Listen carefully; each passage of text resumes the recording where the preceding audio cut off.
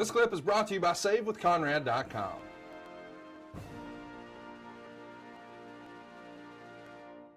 Here it is. It's the 6th match on the card. Jeff Hardy beats Kurt Angle after a swanton off the top of the cage in 14 minutes, 50 seconds. And Kurt, don't worry.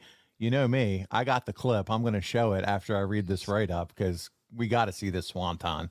There were dueling chants with the men cheering for Angle and the women cheering for Hardy.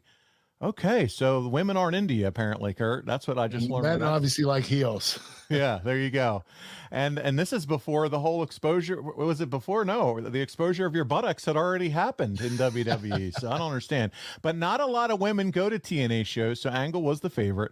Hardy juiced about 5 minutes into the match. Hardy used the Whisper in the Wind for a near fall. He hit the Twist of Fate and went to the top.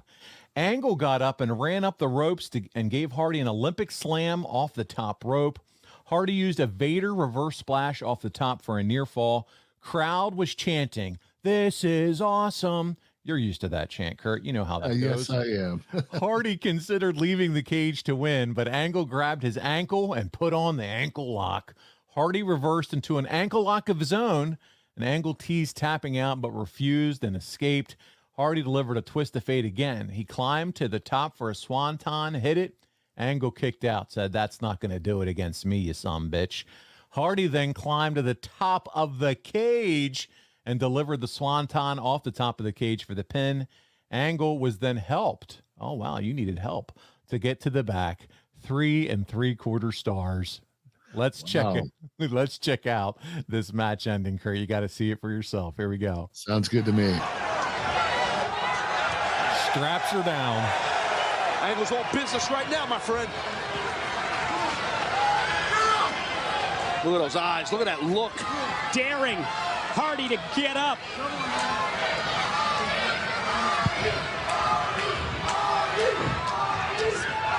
As Hardy's up, Angle goes for another slam. Put off. Oh, again, trying to beat Angle in his own game. Beautiful.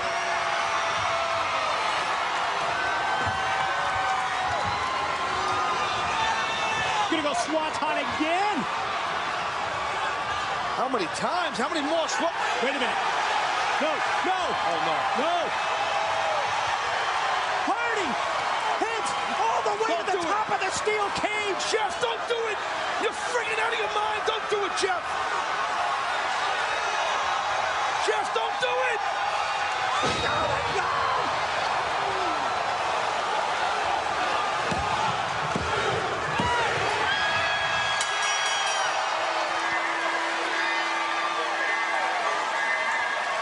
The crowd goes crazy. The charismatic enigma, Jeff Hardy. Holy, you know what? Wow. Well, Kurt, his butt hit the mat like it was supposed to. I noticed that. And you know why? Because before he went up, I positioned myself, got a little closer to the corner because I knew his ass was going to land on me. So I didn't give him a choice. He had to do a modified a swanton. Yeah. He couldn't go out in the middle of the ring. He had to just dive forward and duck his head real quick because I was close to the side. I was close to the corner, and I did that on purpose so he wouldn't kill me. So I got to ask you, as we picked up the match, I saw him use your angle, your Olympic slam, whatever we're allowed to call it now, angle slam, Olympic slam. I saw him use that. He uses the ankle lock. What do you think about guys using your own moves against you? Do you care about that?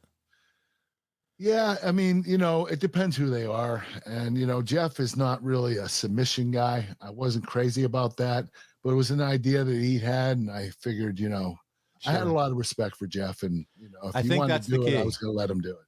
I think that's the key. It depends on your relationship with the person you're wrestling with, right? And the respect level. Like Chris Benoit, I would have done it in a second. There you go.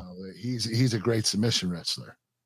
Yeah, I always wondered how guys felt about guys using their own moves against them in their match. Like, yeah, hey, that's my move. That's what I win with. Especially if they don't apply it right. Yeah, right. Don't make it look like shit, pal. Okay, you can do it, but if you make it look shitty, it's the last time you get one chance. That's right.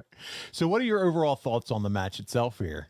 Oh, I thought it was awesome. I thought we did an incredible job. I was really happy with my performance, especially with my torn hamstring. you could see I had my leg taped. But Jeff was, again, awesome. You know, this was his forte. This is what he did best. And he was a daredevil, a stunt guy, and this was right up his alley. And it was really cool to put him over. And this is you two kind of collaborating together then, Kurt? I know there wasn't a whole lot. Yes. Yeah. Surprisingly, I came up with a lot of the ideas too. It wasn't just Jeff. We both did. We collaborated together. Yeah, and you mentioned that you know, not only was Jeff a high flyer, but he jumped for you, and he was just as good in the ring as a technical wrestler. So it was good. Your styles meshed well. Yeah. So that was cool to see. How did it feel taking a swanton from that high, though, but you took it right, versus a standard swanton? Well, you know what? It didn't matter because his upper back hit me. His ass didn't hit me, which the last time he landed on me, he nearly split me in two. So I just wanted to make sure that he didn't do it again. So I got close to the corner, and it was the right choice. Good stuff, Kurt. Lockdown 2012. Listen, if you haven't checked it out, go back. You can fast forward through all the other matches because the only match that matters is Kurt Angle, Jeff Hardy. Oh, it's in the true. Cage. It's damn true. And fun match, big spot off that cage. And thank you, Kurt, for going through this. Hey, it's Conrad Thompson. Thanks for checking out the podcast here on YouTube. Be sure to hit the subscribe button and the notifications bell so you get a notice anytime we upload some new content. And go save yourself some money right now. If you're in a 30-year loan or you have credit card debt, it's not a matter of if I can save you money. It's a matter of how much. Find out right now for free at SaveWithConrad.com.